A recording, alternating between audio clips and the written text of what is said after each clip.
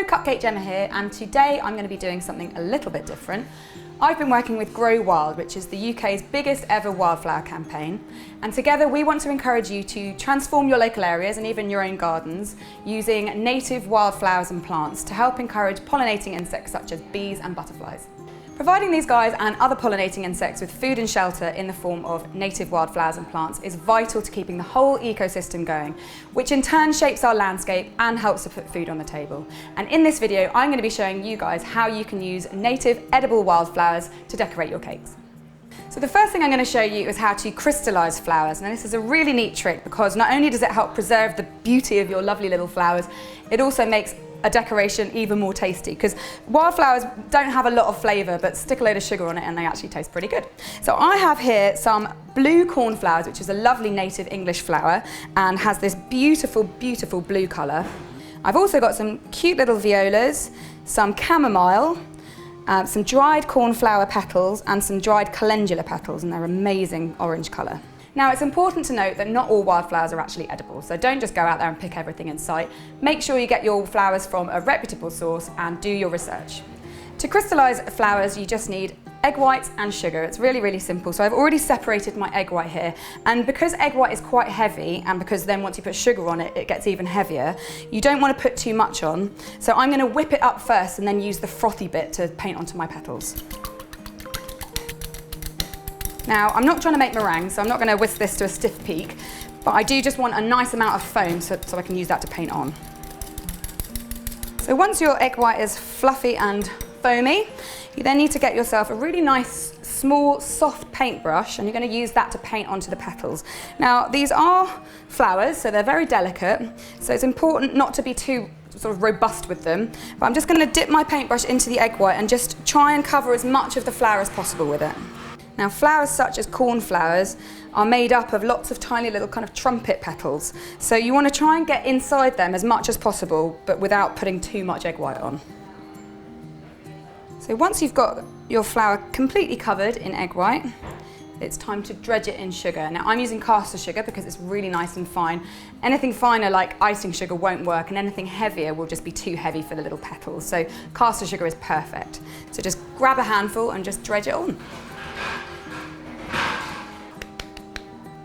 Now I'm putting it on a bit of greaseproof paper on a tray so I can lift it about, and I'm putting it face down because I don't want to smush it all into a funny shape. It needs to stay nice and flat so that it stays like an open flower. So I'm just going to carry on doing that. I've also got my little violas. These are a lot more delicate, as are the chamomile, so you really need a gentle touch with these.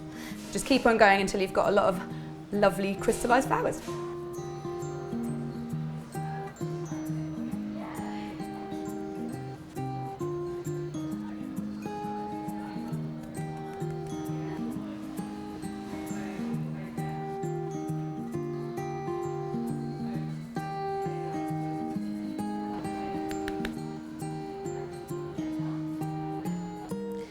Now, an interesting fact that you might not know is that bees and butterflies can only see certain colours, but they're particularly attracted to blue and purple. So when you're deciding what flowers to sow and plant, make sure you stick a couple of blue ones in there for those guys.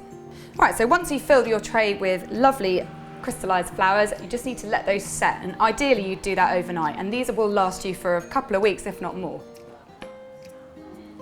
Now that my flowers are nice and dry and crystallised, I can use them to decorate cupcakes and all sorts of things, but I'm going to show you how to decorate a layer cake with them, and I already have one here. I've given this a crumb coat, and I've done lots of videos on how to crumb coat a cake, so check those out.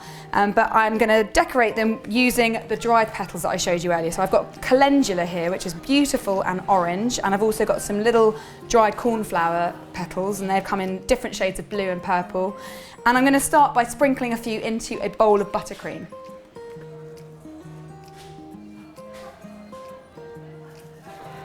I'm going to mix those through and make sure it's really evenly incorporated, and what I want is just flecks of colour, so if you don't think you've got enough, just add a bit more. And I think I've got enough in there, so I'm going to go ahead and ice my cake using a palette knife and just smooth it on until I've covered it really nice and neatly.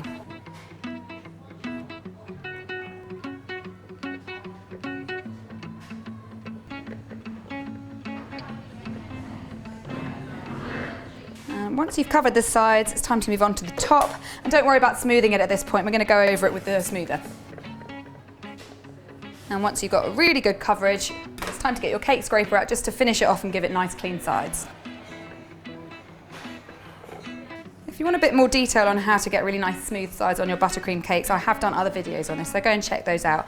But the main thing is just to keep your cake scraper level with the cake so it's nice and smooth. Right, I'm going to leave it there, but I'm going to now embellish it with a few more petals and some leaves. I've also got some sweet Sicily leaves here, which are really tasty and really pretty. So I'm just going to dot them all over the cake.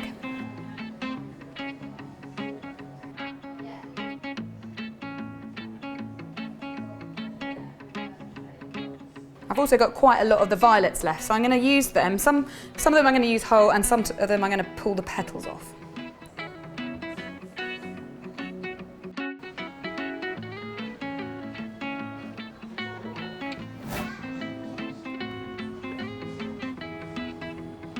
Right, that's pretty gorgeous, I think you'll agree, and you can leave it there, but I thought it would be nice to use some of those crystallised flowers that I made earlier on the top. So I'm just going to give it a little bed to sit on, just with some buttercream.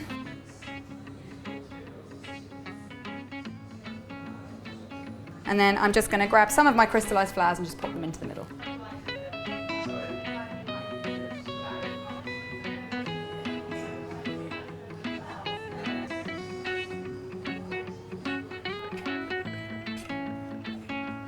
And there it is, the finished cake. I think you'll agree it is very, very pretty indeed, and I hope it inspires you to go out and sow some of your own wildflowers.